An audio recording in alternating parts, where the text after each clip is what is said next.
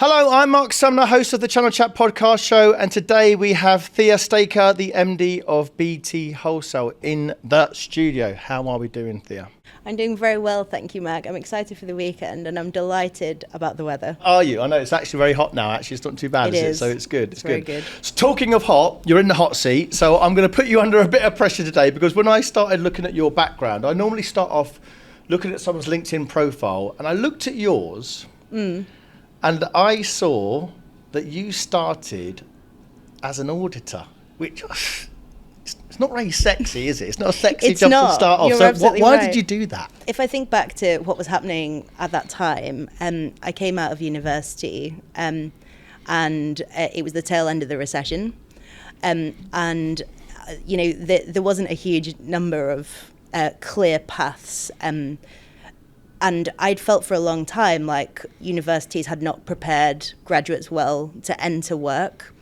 And so I was searching for a graduate scheme, and I ended up doing an ACA training contract, which is the accounting qualification, and to do that you need to be an auditor. However, I didn't actually realise what audit was. So as part of the qualification, you kind of go to college, you do exams. If you fail the exams, you're out. In doing that, I realised that I didn't actually know what audit was. When I'd started off, I learned when I got to college. And I was like, oh my goodness, this actually is checking stuff. I wasn't particularly into checking stuff, even of my own. So I quickly realised that was not the right place for me. But I buckled down, got through the exams and left as soon as I could. I learned a lot. So that's, it wasn't a wasted 3 years. But I had found an environment where it didn't feel like home. Yeah. And so I worked hard to get through it. It didn't come naturally. And I left as soon as I could. That's the unfiltered sort of story of it, yeah. And you were looking for a graduate scheme, because when I looked at your profile as well, and I wasn't sure what this degree was, because it was neuroscience. So what is that? So it's basically, I specialised in how brain cells grow, the nerve cells in your brain, and most of the work I did focused on, basically how a child's brain develops, and even from being an embryo. And I also had another specific area of interest, which was the neuromuscular junction, so where the nerve cell contacts a muscle cell and makes the muscle contract, and therefore helps you move. And you're absolutely right, it didn't lend itself to auditing or anything else really except research, which is why I think I felt I was not prepared to enter work after leaving university. So yeah, that's the short story. It's very geeky and very scientific, and when people ask me about my interest and what brought me here, it's really the geeky scientist who found a way to make money, I guess. And yeah, that's really how it started. Let's bring it up to date. Let's talk about your journey at BT. What attracted you to BT? How did you get into that company? So BT has this amazing heritage, and it's the first brand I remember. It was in everyone's house, and there was a big, thick phone book at the bottom of the stairs. In my grandparents' house where I grew up. And it's the brand I've most remembered from my childhood. And so when an opportunity came up at BT, and it was to work in a group transformation function at the time. So BT's been on a change journey, for forever, I guess, because technology keeps evolving and the requirements on the network, which is the core of the business, keep evolving, and the systems that support it as well obviously change at the same time. I saw it as an opportunity to work at this, institution that I had felt a close connection to because it had been present at the bottom of my stairs, since I'd remembered.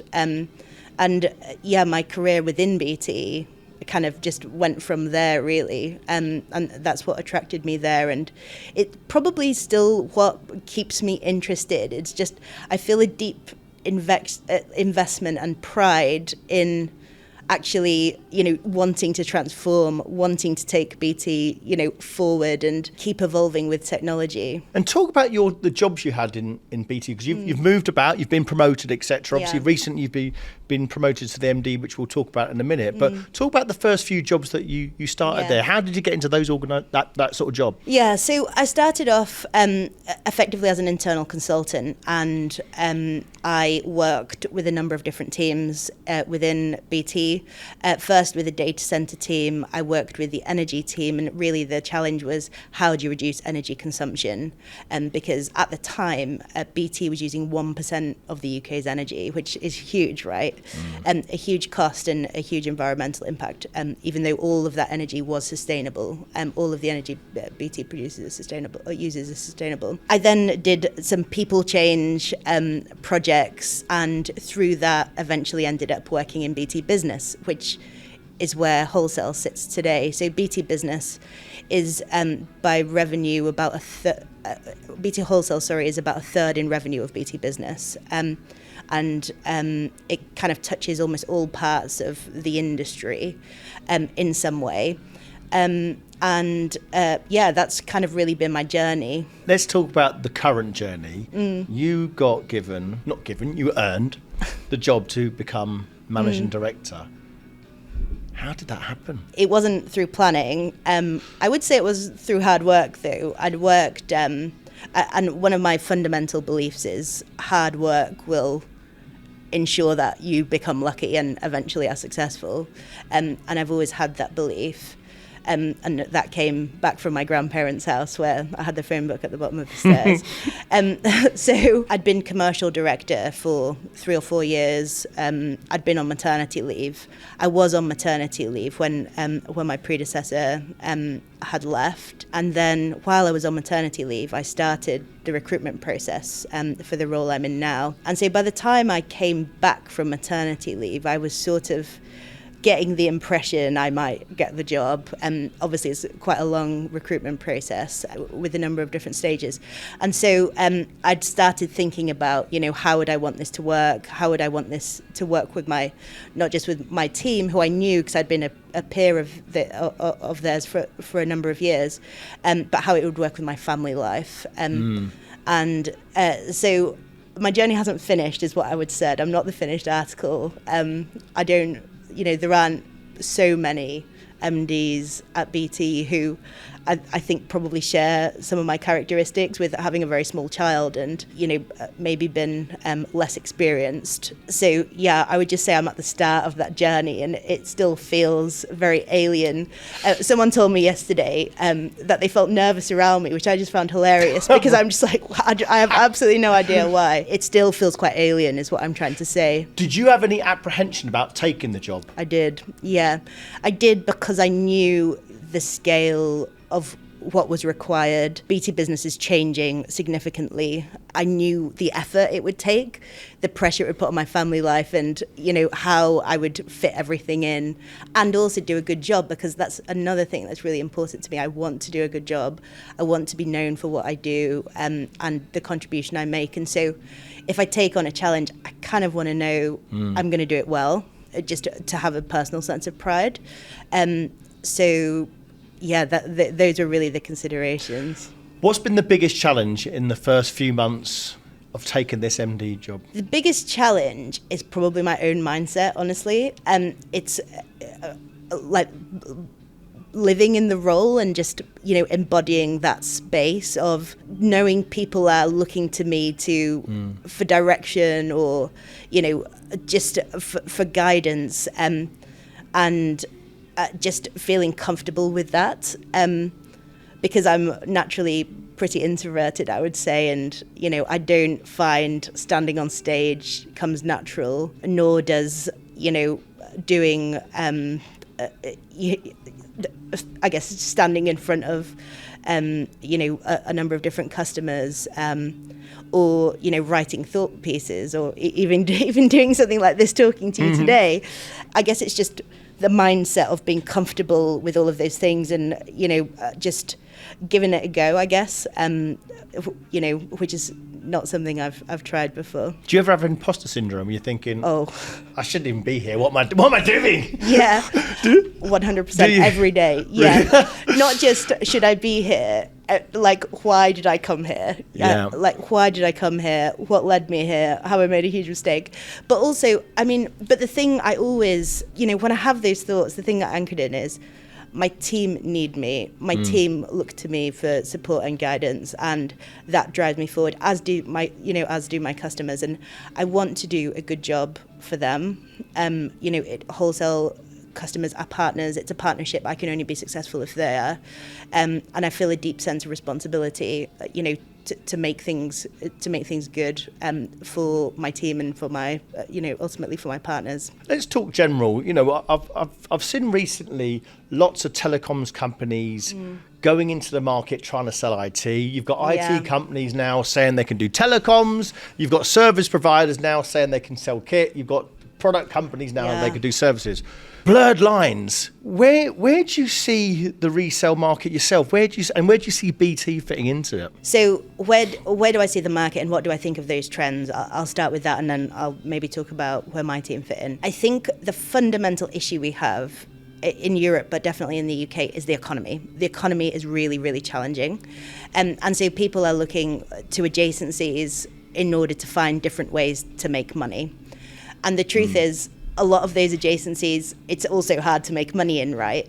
And you could, when you're doing something like IT, if you're not doing really efficiently, if you're not doing it really, really well with, minimal kind of wastage, then every customer you have is probably going to make your problem worse because your cost to serve is too high. And I think about that a lot because you can only grow your business, or you can grow your top line, and that's fine, but that's not sustainable.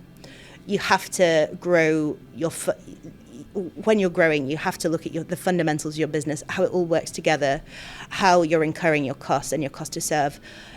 Because ultimately, if you have a very high cost to serve, actually probably every customer you acquire is going to damage your business. If you're making a loss. So, but that starts with the economy, which is really difficult. So my thoughts on those, I don't have profound thoughts on the blurred lines, more just that I think it's happening because we have an economic problem. And that obviously impacts every business in the UK. Where do I see BT Wholesale going? We're focusing on our core competency, which is the strength of the network. And I want to make my team and BT Wholesale really excellent at what they do, which is serve customers, be the best account managers in the business, have the best specialist support, have the best, most resilient network, which is secure. Security is a huge thing that we just have to, be really majoring on as an industry. And then, as I said, focusing on core, but focusing on how we serve customers and that cost to serve, automation, using APIs. And one of the real challenges we have in this industry is, in telco in particular, is that there's no standardization of APIs outside of, the fixed network. And that creates a challenge for everyone with automation. And then the way I see BT Wholesale going in terms of the portfolio is supporting very high bandwidth connectivity, full fiber, which will support, AI applications, and the enormous amount of data that creates, IoT and just 5G and, the various use cases, with 5G slicing and, specifically the use cases around public safety and, the other things that we can make society better using. You talk, I looked at some of your posts on LinkedIn and you talk about trying to grow channel partnerships. Yeah. How are you actually trying to grow channel partnerships at the moment? So the tangible thing we're doing is investing in our partner program, working in collaboration with partners in order for them to grow their businesses. So we do, marketing investment. It's sort of like a joint go-to-market. There's then, education of partners. So when we're selling things which are ultimately software-based, like IP voice, we want to move to a place where we're training our partners to use them and to maximize the value from them using like video instead of hundreds of pages of handbook, which has been the case in this industry in the past, and then just making things easier with just greater unification, helping the ultimate users of the applications have a more seamless journey, because I think the way that we become successful with partners is by creating an end user experience which is seamless and differentiated, and you can't do that if you're switching between applications all the time. So those are some of the ways we're doing it, but the fundamentals of all of that is just listening to what our partners need, and helping them to solve their problems. You touched on a couple of things there, investing in partners, right? So what investments are they seeing from you? What are you actually doing apart from helping them with marketing? Because one of the things I saw recently, AI automation in marketing, the personalization's gone now. Yeah. So when I look at an organisation as big as yours and maybe helping partners with marketing, what are you investing in? And is it more just generic marketing going out? How do you make it a bit more personalised? We help them with things like lead generation. We help them with data and insight.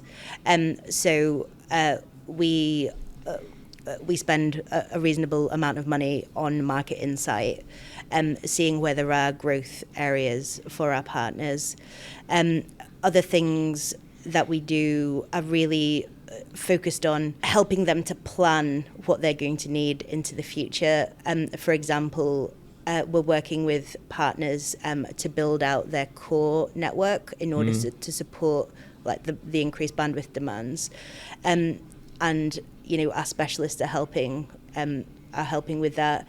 The other thing we're doing is helping with the all IP migration. So the industry is moving onto fiber and off copper, and we are working with our partners at all of their data, their inventory, what can be helping them understand what can be converted to fiber and helping them to do that. So we're really trying to invest in our partners to take them on that journey into the future, to set them up for success in an industry which is going to be full fiber. Let's talk AI. AI, big buzzword at the moment in the market. Customers are demanding it. In-house are talking about it as well. So 2 questions there. What are you doing in-house in BT Wholesale around AI? What are your customers asking you for around AI? That's a very big question. We are at the very beginning of AI, and tangibly now, honestly, not very much. Right. Because I don't think this industry fully understands what it can help with and what it means. The thing I would say is it needs to start with getting the infrastructure right, making sure it's scalable, secure, and it is able to support the applications that are going to be put onto it. So in terms of the AI at the front end, not very much. It's more at the back end and the infrastructure and the architecture. When our customers or partners are asking us about AI, they're just asking us for what do we think are the trends. They're not asking for help to build a specific application that's going to help them to serve their customers, or to do particular tasks around approving expenses, the kind of the helping the workflow easier. So I would say we're at the very beginning. It's early days. It feels like what partners are going to need is help with design, designing user experience, and I don't think we maybe have the skills in this industry for that yet, which is maybe what you're seeing through your work. Yeah, absolutely. Because you can have the best product in the world, but if your user experience is poor, but you're going to have a problem selling it. And so I think that's where I see us helping partners, but also where we need to do better ourselves, actually, with user experience, and just investing in skills in that area is something the industry needs to do. Talking investing in skills, there was a hot topic over the last few years about D&I, Yeah. That seems to have stopped recently over the last 6 months due to the economy and poor performance, i.e. we need to concentrate on performance now, and maybe D&I initiatives have stopped. For you personally, is D&I important? Is it something you're still thinking about as MD of the business? It is, and I'll tell you why it is. It's not necessarily to have a certain percentage who have a certain characteristic, or it's about diversity of thought. And it's exactly what we were talking about before. No one really knows where AI is going. We don't have, that exactly. We don't know exactly what we need to design. We don't know exactly what user experience is going to look like, 5 years from now. And so what I see the strength in being a D&I environment is actually having a breadth of experience and background rather than the characteristics. I went to a talk yesterday that Linda Grattan was giving. She's she speaks a lot on leadership and on organizational health, I guess.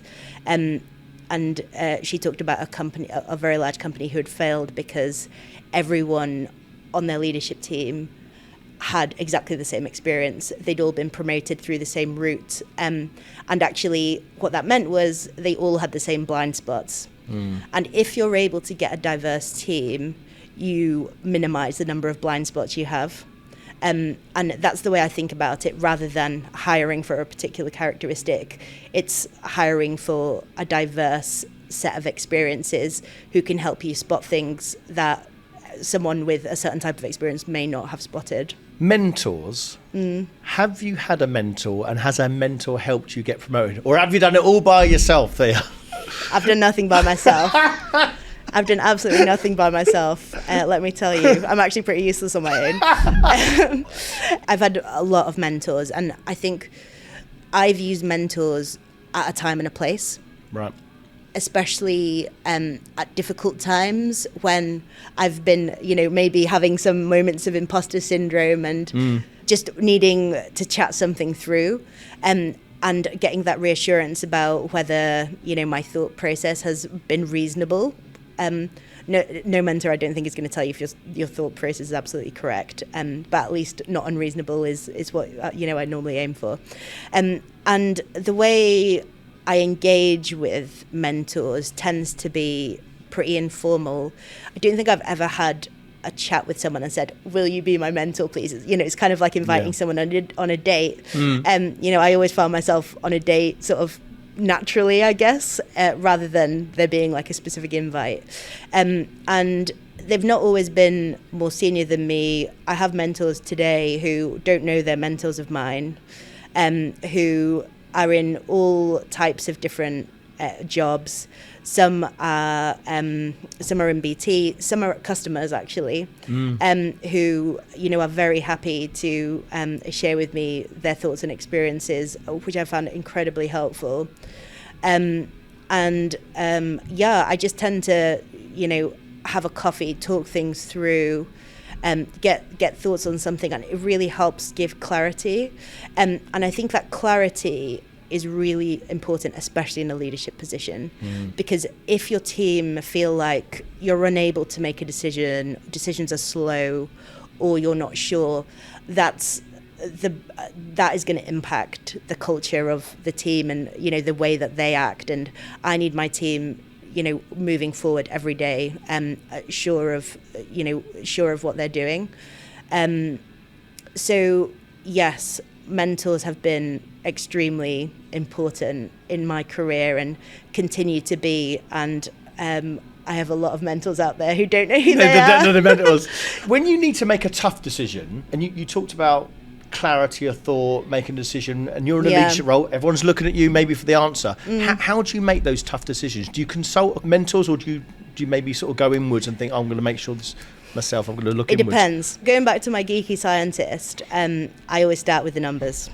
Right. I normally do a bit of number crunching myself secretly late at night, and then I go and ask a couple of people on my team who are experts normally, oh, what do you think about this? Would you have made this assumption? And I think that comes from my commercial background. And then depending on the decision, I might consult wider, but I tend to, by that point, have an out, maybe just a maybe.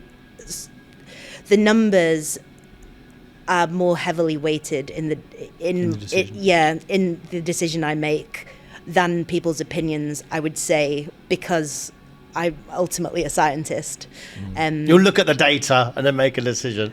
Yeah, and I'll just double check the data's right. Is how I would describe it. Let's bring it up to date, Thea. 2025, what trends are you seeing in the market, or what you keep on your eye on at the moment? Yeah, there's that skills piece I mentioned to you. That's critical, getting the infrastructure right. Because ultimately, businesses who have, got that infrastructure right, got the architecture right, especially in the telco space, ultimately they will be best positioned to respond to whatever happens in the market. The other thing is having that unified collaboration, or that unified experience across applications. That's a very strong trend I'm seeing. And then on that AI, what is it question, I think it will start with the cost to serve, and how AI is able to help with that will ultimately change the economics in this industry.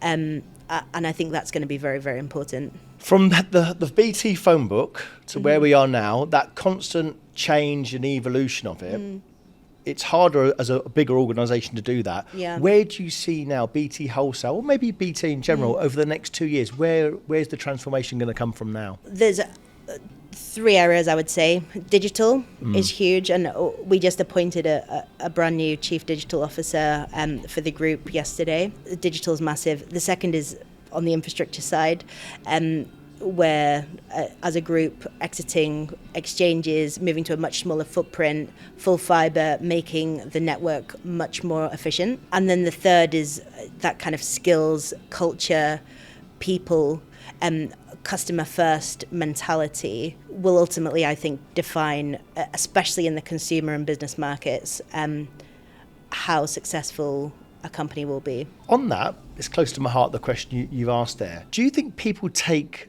people recruitment seriously? I spoke to a company recently, and we talked about like a chief people officer, which before a few years ago, no one would even use that name. It might be just an HR manager or director. Now we're saying chief people officer.